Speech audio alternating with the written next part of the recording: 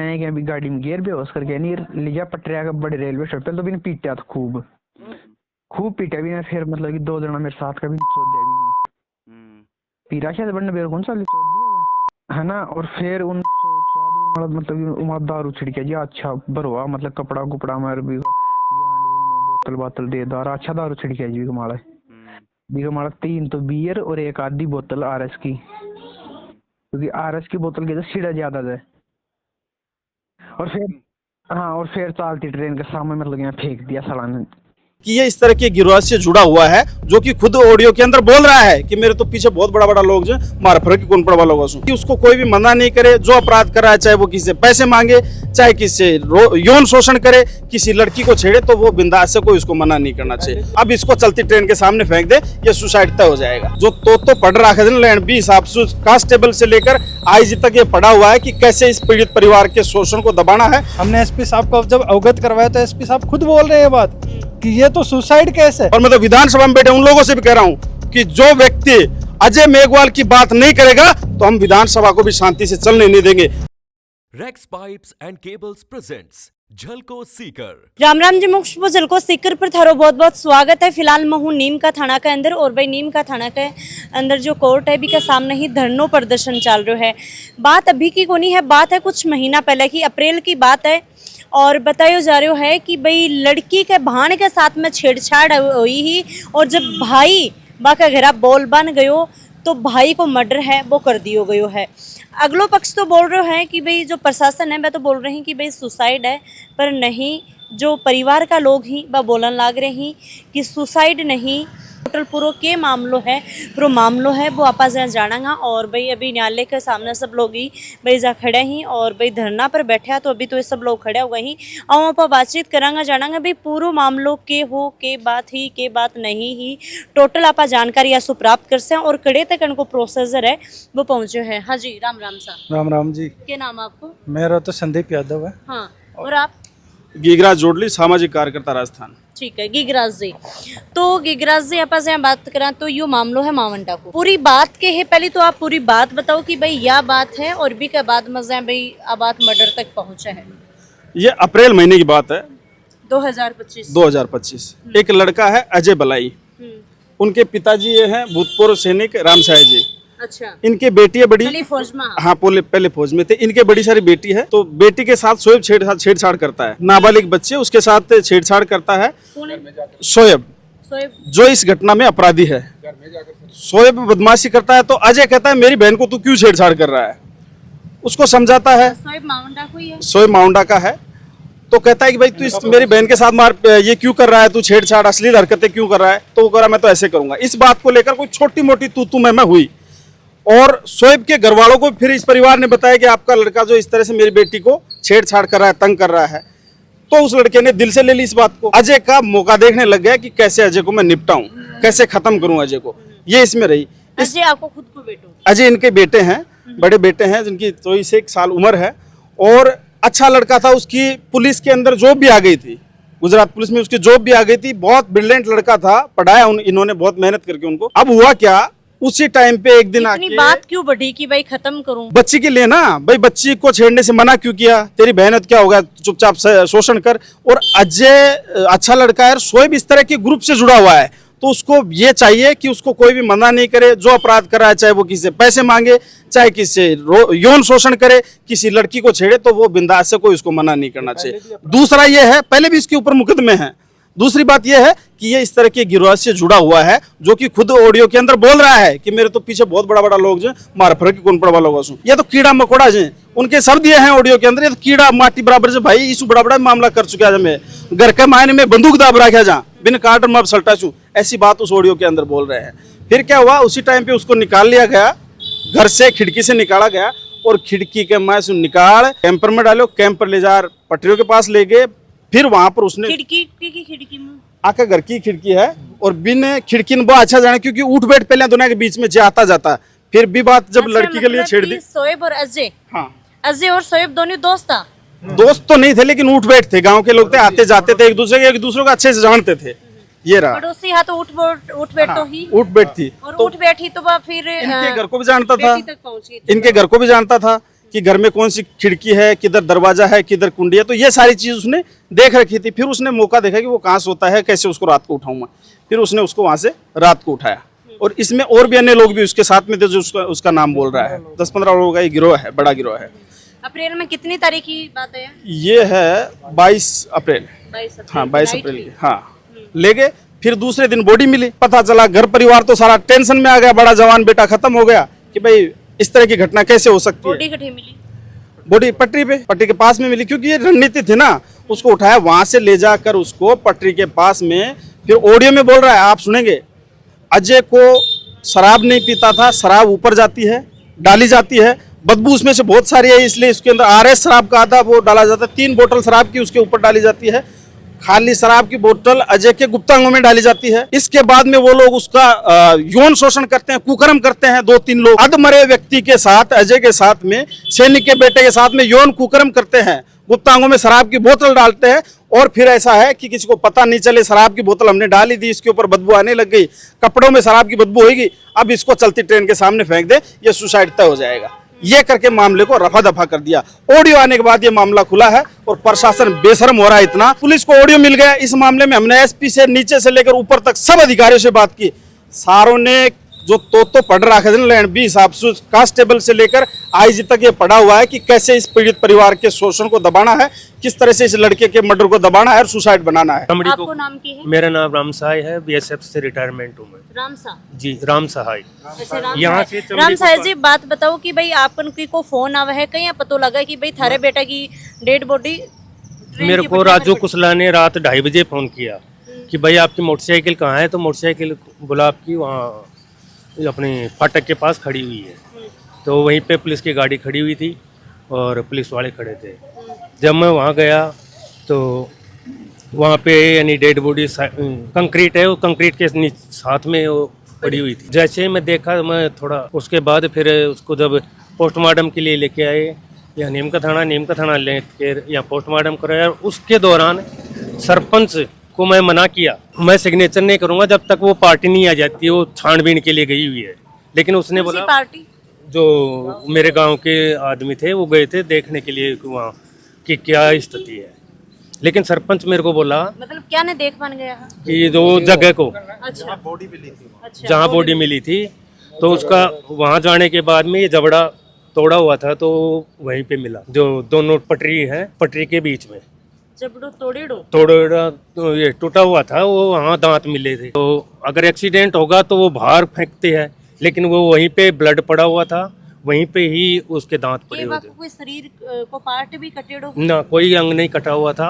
हाँ, खाली ये थी, ये चमड़ी को फाड़ा गया था और इसको वापस खींचा गया है। घुटने को काटा हुआ है और इसको यानी वैसे तोड़ा है किसी चीज से। एक तो ये है कि बेलो ट्रेन है भाई, ट्रेन का अगर कोई भी गिरे है, कोई भी सुसाइड करने की कोशिश करे है तो वो कट सी सीधी सी बात है। तो थाने बाकी बॉडी की स्थिति मिली? बॉडी एकदम सेफ थी, बॉडी के ऊपर कोई वैसे ये जख्म थे और ये कट का निशान था, यहाँ घुटने के ऊपर कट का निशान था। लेकिन उसको पुलिस ने ये अपना सुसाइड केस बना कर उसको बंद करवा दिया। रिकॉर्डिंग में क्लियर कट बोल रहे हैं। रिकॉर्डिंग में कौन बोल रहे हैं? शोएब खान। ये बोल रहे हैं, वो बोल रहे हैं कि अभी दूसरो थोड़ा घूमबा फिर वाला आगो, अभी बोलो उनको भी नंबर है। अरे दूसरा बच्चा के लिए अब वो बोल रहे हैं कि दूसरों घूम रहे है, तो दूसरा है तो मैं अपने लड़का के ऊपर ही सोच रहा हूँ। तो वो बोल रहे हो कि मैं इको मरवा बन तो मैं दूसरा का नहीं मरवा दूं, लेकिन बोले मैं खुद मारना चाहूँगा, या क्लियर कट बोल रहे हो। उनके बावजूद तो अंडर है, अब डर तो है ही पूरा, क्योंकि मैं अड़े पड़े हूँ। आज 14 दिन से अड़े अकेले बैठे रहा हूँ, लेकिन मजबूर हूँ। और प्रशासन इस चीज ने को अनदेखी कर रहा है। प्रशासन कर जाओ तो क्या कुछ बस वह तो खाली कि भाई कर रहे हैं, वो माने ज्ञापन दे दिया। मैं अजी ये जो घटना हुई इसके बाद में ये तो बिल्कुल हताश हो गए, तो बॉडी बॉडी लेने की है, इनके जो उस टाइम पे मैं जयपुर था, लेकिन उस टाइम पे भरोसे वाले लोग थे, वो तो घटना स्थल देखने लग गए कि भाई अभी तो इसमें कोई नहीं करना। सरपंच को इन्होंने पीछे से बरगलाकर साइन वाइन करके बॉडी ले ली, चलो निपटारा करो। ये इसमें उस टाइम की कंडीशन रही। कि भाई वो दबाव बनाए। हाँ, रेलवे का मुकदमा लग जाएगा, ये लग जाएगा, वो लग जाएगा, ये सारी धमकी देने लगे इनको। वो सरपंच मेरे को बोला यहाँ पेमेंट जमा करना पड़ेगा, और पेमेंट जमा करने के बाद बोला अभी डेड बॉडी मिलेगी। तो मैं उस चीज़ में मैं बोला एक तो ख़त्म हो गया और दूसरा अपने को ही पेमेंट देना पड़ेगा। तो मैं बोला ठीक है, वो उसी दबाव के कारण मेरे से सिग्नेचर करवाया था वो। दबाव लगायो गयो। हाँ, वो दबाव की का दबारा लगायो गयो। सरपंच अपना विनोद। अच्छा, कि भाई बॉडी ले लो। नहीं, वो बोला तो सिग्नेचर कर बार बार। सिग्नेचर भी चीज का करवाता होगा कि भाई बॉडी आप ले लो। पंचनामा ले लो, वो जो था ना पंचनामा वगैरह, ये तो डर गए, इनको डरा दिया गया, भाई पैसे जमा कराने पड़ेंगे तेरे को, रेलवे में रेल से कटा आगे से पैसे देना पड़ता है इसमें, तो ये तो डर गए बेचारे के, पैसे दूंगा मैं मेरे बेटे के। कौन सोचो कि भाई कहीं मतलब बेटो पहुंचे होगो, क्यों होयो कुछ को नहीं सोचो नो क्यों होयो है क्या नहीं होयो। बस मैं तो एक टाइम गया जबरदस्ती इनके पास में, जिन लोगों ने इनके बेटे की हत्या करी है ना, उन्होंने उसके खुद के फोन से इनके अपने पापा के पास में फोन करवाया था, और जबरदस्ती उससे बुलवाया जा रहा था कि मैं आज सुसाइड करने जा रहा हूँ, आप लोग मेरे पीछे मत आना। फिर उसकी मम्मी के पास उसने जब फोन लगाया तो उसके पास किसी की आवाज़ को उसकी मम्मी ने आइडेंटिफाई करा है, और उसने बताया कि ये तो क्या शोएब नाम था ना, हाँ शोएब का मामा है, बोल रहा है ये इसके साथ में कुछ ना कुछ गलत हो रहा है। तो ये देख करके फिर ये लोग तो घर पे ही थे, फिर 7 बजे वो घर से निकलता है, उसके पास जो फोन आता है वो उसको वहाँ बुलाते हैं, और बुला करके सारी घटना उसके साथ घटित होती है। पुलिस बोल रही ना कि खिड़की मुँह काट लिया। नहीं, वो तो ऑडियो में आ रही है वो बात, वो ऑडियो में कबूल कर रहा है वो बात, जबकि घटना इस हिसाब से हुई थी कि 7 बजे वो घर से जाता है, उसके पास फोन आता है। तो अच्छा, अजय कितनी बजे से यहाँ घरों निकली ही? 7 बजे। 22 तारीख ने 7 बजे 7 बजे बाइक लेके जाही। बाइक लेके तो थान बता के गया कि भाई मैं बठे जाके आ रहा हूँ। अभी एक रिंग आ रही है, मैं बाहर आ रही हूँ, तो मैं वो टाइम मौजूद कौन हूँ कि मम्मी ने बोल के पुलिस ने इसको अच्छा, गया तो नॉर्मली यहाँ घर से बिल्कुल नॉर्मल गए थे। तो ये खिड़की की बात तो वो अपने ऑडियो में मैनिपुलेट करके बोल रहा है ये बात, तो अपनी थोड़ी हवाबाजी बनाने के लिए उस हिसाब से, लेकिन वास्तव में इनके जो बच्चा जब 7 बजे वहाँ चला जाता है और इनको 2 बजे ये खबर लगती है कि आपके बच्चे की मोटरसाइकिल यहाँ खड़ी है, और जिसने खबर दी थी उसको भी सदर थाने से किसी ने बोला होगा कि भाई ठीक है उनके परिवार वालों को बुलवा लो, तब ये लोग वहाँ गए, जब देखा तो उसका जबड़ा टूटा हुआ पड़ा था वहाँ पे। ये बात पोस्टमार्टम में भी आ रही है, लेकिन पोस्टमार्टम करवाना पुलिस के द्वारा और पुलिस की जो जांच की कार्रवाई थी वो एक तरफ सिर्फ और सिर्फ सुसाइड केस में थी। उन लोगों ने रेलवे के किसी भी कर्मचारी से पूछताछ नहीं करी। अब एक बात बताइए, कोई भी पुलिस कर्मी होता है वो नॉर्मली उसका एक IQ इतना हाई होता है कि वो देख करके आइडेंटिफाई कर लेता है कि ये आदमी का नेचर कैसा है, ये चोर है, एक साहूकार है। जब एक वहाँ पे बॉडी पड़ी है तो क्या उन लोगों ने आइडेंटिफाई नहीं करा कि ये सुसाइड है या मर्डर है? जब वहाँ पे ये क्लियर दिख रहा है कि वहाँ बोतलें पड़ी है शराब की, मोटरसाइकिल वहाँ पे खड़ी है, अगर कोई भी आदमी सुसाइड करने के लिए जाएगा तो वहाँ वो मोटरसाइकिल खड़ी करेगा, अपने घर पे फ़ोन करेगा, ना तो उसके ऊपर कोई प्रेशर था, ना कोई सुसाइड लेटर उसका मिला है आज तक कोई। और उल्टा ऑडियो जब वायरल हुआ, हमने SP साहब से मैं पर्सनली इनके साथ गए थे और उनसे हमने बातचीत करी। हमने SP साहब को जब अवगत करवाया तो SP साहब खुद बोल रहे हैं बात कि ये तो सुसाइड केस है, हम इसको मर्डर केस कैसे बना दे, कोई छोटा मोटा केस नहीं है। तो हमने उनसे ये निवेदन करा कि सर आप इसकी लास्ट कॉल डिटेल निकलवा के आइडेंटिफाई कर लीजिए, वहाँ मौका वारदात पे कितने मोबाइल नेटवर्क एक्टिवेट थे ये देख लीजिए, इतने सारे फैक्टर हमारे पास में है। उसके बावजूद पुलिस कहीं ना कहीं वर्तमान सरपंच का भी इसमें नामजद हो रहे हैं, तो हो सकता है कि वो उनके साथ मैनिपुलेट हुई हो, इस वजह से उन्होंने एविडेंस को भी खुर्द-बुर्द कर दिया। ऑडियो में साफ पता चल रहा है, इतने कॉन्फिडेंस से बोल रहे हैं कि भाई हमने ऐसा ऐसा किया है। इसमें जो और मैं कह रहा हूँ मरने के बाद भी वो लोग इस तरह का जघन्य अपराध उसके साथ अजय के साथ कर सकते हैं, इसमें कोई दो राय, क्योंकि जानवरों से भी बदतर लोग हैं वो। दूसरा इनके दूसरे बच्चे के मर्डर की और धमकी दे रहे हैं वो लोग, और ये भी ऑडियो में क्लियर आ रही है ये बात भी। मर्डर का जो कह रहे हैं ना, तो पहले जैसे बच्ची के साथ छेड़खानी की गई और उसी के लिए तो शोएब से कहा उसका बेटा ने, अजय ने, और उसी के कारण से उसका मर्डर हुआ, तो साफ जाहिर है उसका मर्डर किया गया है, तो मर्डर तो हुआ है उसका निश्चित रूप से। तो ये बात चाहे कैसे भी छुपाए और प्रशासन इस बात को नहीं संज्ञान में नहीं लाता है, तो ये प्रशासन की कमी है। जैसे आज 14 दिन हो गया धरने को लगे हुए, और यहाँ प्रशासन के बाहर अगर कोई व्यक्ति धरने पर बैठता है, उसका कोई मेडिकल नहीं है, कुछ नहीं है, उसको मरने के लिए इसके बाप को भी यहाँ छोड़ रखा है। प्रशासन से निवेदन किया, निवेदन करने के लिए बैठे हैं कि प्रशासन सुने बात, लेकिन प्रशासन बात सुन नहीं रहा। क्योंकि जब बच्ची के साथ छेड़खानी की, घर में जाकर बच्ची का हाथ पकड़ उसके साथ जबरदस्ती करने की कोशिश की, उसके बाद उसको अपने भाई को बुलाती है। वो जयपुर पढ़ रहा था बच्चा और उसका पुलिस में सिलेक्शन भी हो गया था, तो वो बच्चा क्यों जाए, क्यों करेगा ऐसा। और उसके बाद में जिस प्रकार से हॉस्पिटल के अंदर उसका पोस्टमार्टम करवाया गया, उस पोस्टमार्टम रिपोर्ट में जब इनके प्रेशर से इनके साइन करवाए गए कि वे रेलवे का हवाला देकर भाई रेलवे में पैसा लग जाएगा, आप जल्दी लो, और फिर जैसे जिसका जवान बेटा खत्म हो जाता है उसकी हालत क्या होती है आप भी जानते हैं। मैडम, हम पूरे राजस्थान में काम करते हैं, हमने इतने सारे मामले देखे हैं। पुलिस की अगर नीयत साफ हो तो जिन जिन लोगों का वो ऑडियो में जिक्र कर रहा है, अब तक राउंड अप करना चाहिए था, सबको करना चाहिए था राउंड अप। जहां पर माउजर दबाने की वो सोए बात कर रहा है कि मेरे घर के अंदर ऐसा कारतूस दबा हुआ है, उसको अब मैं इस्तेमाल करने वाला हूं, पुलिस को उसका घर खोदना चाहिए था। वो ये कह रहा है कि उसका दूसरा भाई मौका मिलते 5-7 दिन में टपका दूंगा, पुलिस को काम उसके ऊपर करना चाहिए था। वास्तविकता ये है, ऑडियो में साफ है कि दूसरे भाई का मौका मिलते उसको मारूंगा मैं। अजय कितना भाई बहन? अजय भाई बहन 3 है, एक बहन थी, 2 भाई है, तो 3 भाई है, दूसरे को मारना चाहते हैं। तो ये तो सारी नपुंसकता प्रशासन की है, खास करके पुलिस की है। मैं तो ये भी आरोप लगाता हूं कि नीम का थाना ने राजस्थान सरकार में जो पुलिस ने नंगा नाच कर रखा है ना, कहीं दूसरे राज्य में यूपी बिहार राजस्थान को बना दिया है। और सीकर जैसे शिक्षित जिले में इस तरह का क्राइम को बढ़ावा देना पुलिस की देन है। पुलिस के बिना ऐसा कोई अपराध नहीं कर सकता। पूरा जो बॉर्डर क्षेत्र है हरियाणा से जुड़ा हुआ है, इसमें इतने बदमाश आज शेखावत टीम पल रहे हैं और खास करके पाटन इलाके में पल रहे हैं।